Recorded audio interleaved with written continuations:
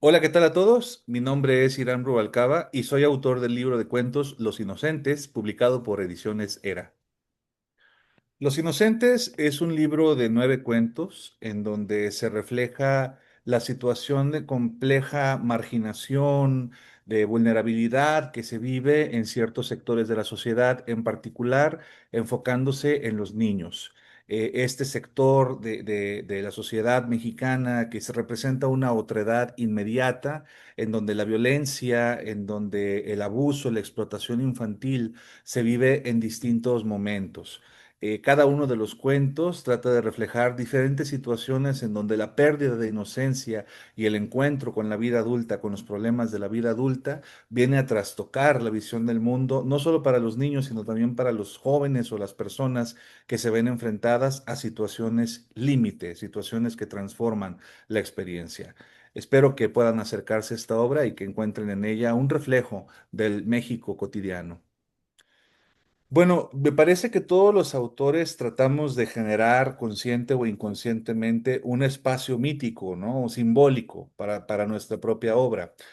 Yo siempre he dicho que los autores del sur de Jalisco podemos aprovecharnos de que el espacio simbólico ya fue creado, nada menos que por Arriola y por Rulfo, que son los autores que mencionas y que son los más representativos, pero uno podría seguir buscando y vas a encontrarte nombres como Refugio Barragán de Toscano, una de las primeras novelistas en América Latina, o también estaba por aquí muy cerca Antonio Latorre, José Luis Martínez, es decir, hay una serie de obras que se crearon en torno a la tipología o la topografía del sur de Jalisco. Entonces, yo siempre he pensado que los pueblos son muy representativos de la realidad mexicana. Digo, las ciudades son muy importantes, ¿no? Guadalajara, Monterrey, la Ciudad de México, pero a mí no me decía nada esa geografía. A mí los grandes edificios, los grandes barrios, las grandes colonias, no me decían nada porque yo no viví en estos espacios. El espacio que yo vivía es el espacio semirural, el espacio donde hay lo mismo un pinche coche Tesla que un burro caminando por la misma calle, ¿no? Entonces, estos lugares son los que a mí me llaman la atención.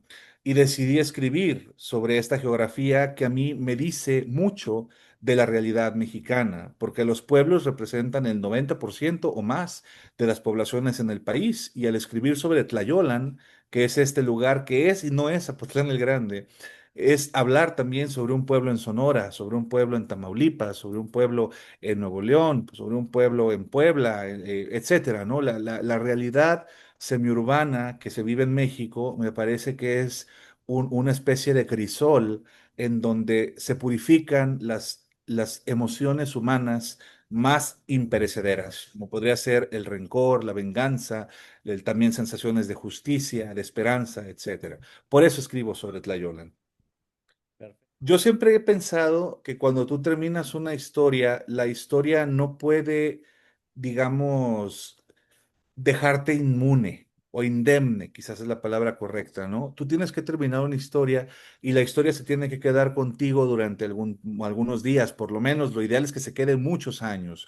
Yo recuerdo que los mejores cuentos que yo he leído, pues cuentos desde Inés Arredondo hasta Chekhov o pasando por Carver, por supuesto, son cuentos en donde la historia resuena en mi imaginación durante mucho tiempo y digo, ay, cabrón, qué situación tan espantosa o qué situación tan emocionante o tan extraña, tan bizarra, pero siempre hay, después del punto final, reflexiones del lector en torno a lo que ocurrió en el cuento.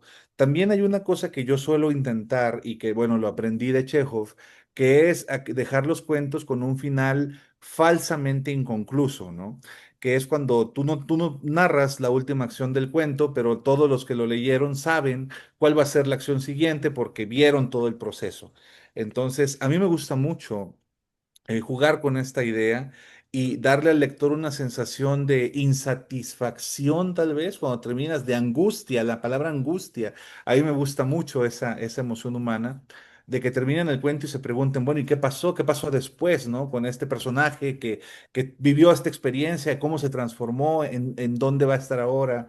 Entonces, por eso digo que un cuento termina, porque hay un punto final definitivamente, pero no acaba la historia de desarrollarse, porque para eso es el proceso de indeterminación en la mente de los lectores, ¿no? Lo que los hermeneutas llamaban los puntos de indeterminación, precisamente. Ok. Yo pienso que los lectores y los autores entramos en un extraño circuito de comunicación porque parece que no hay retroalimentación, ¿sabes? Pero en realidad, sobre todo cuando los autores siguen vivos, sí que la hay. A mí me gusta mucho que mis lectores se tomen en serio las historias, que cuando me vean me pregunten, oye, ¿y qué pasó con este? ¿Y por qué este personaje hizo esto? ¿Que de verdad ocurrió esto en tu vida? No lo sé. Para mí el acto del lector activo ha cambiado la forma en que nos relacionamos con la literatura. Y si te fijas, hay muchas experiencias, por ejemplo, en el cine. Pienso en esta película de Black Mirror, ¿no? Bandersnatch, en donde incluso los lectores están tratando de buscar, por medio de la hiperliteratura, diferentes finales, diferentes formas de involucrarse. Sin llegar a ese extremo en mi literatura, siempre trato que el lector forme parte de la discusión, sea una discusión moral, sea una discusión social, que se está reflejando en el cuento. A mí no me gusta que los lectores pasen desapercibidos de lo que ocurrió en las historias, porque si esto ocurre, quiere decir que no la escribí bien. La verdad es que es un libro que se escribió a lo largo de varios años, entonces digamos que mi poética del cuento fue sufriendo algunas transformaciones a lo largo de este proceso. Dicho esto, yo creo que la emoción más importante de estos cuentos es la angustia. A diferencia de otros libros en donde traté de involucrar otras emociones como el humor, como de repente la compasión o tal vez un poco la cursilería, porque tengo algunos cuentos donde hay escenas como románticas, ¿no? Aquí decidí irme por completo por la angustia, porque incluso el humor que se encuentra en los cuentos es un humor cargado de crítica social, ¿no? A mí me gustó mucho el proceso de reflexionar en torno a las necesidades y carencias que tienen los niños en nuestro país, porque son un reflejo de otras carencias más graves que hay en la sociedad, ¿no? Estamos en una sociedad maravillosa, que es la sociedad mexicana, pero también es una sociedad que margina, es una sociedad que maltrata a los sectores marginados, y los sectores marginados no necesariamente son poco numerosos. Los niños son millones, las mujeres son millones, los miembros de la comunidad LGBT son millones, ¿no? Los migrantes, no tenemos ni idea de cuántos migrantes hay, pero, o sea, son sectores vulnerables en donde a mí siempre me ha gustado tratar de reflejar estas realidades porque están ahí, querramos verlas o no, ¿no? Entonces, digamos que el proceso tuvo que ver con esta observación de estas realidades subalternas o más bien, más que subalternas, esas realidades conscientemente escondidas del discurso oficial.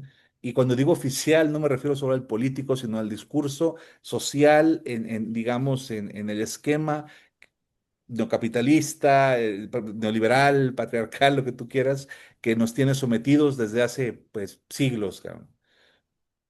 Su voz fue apenas un silbido que se diluyó en el aire helado.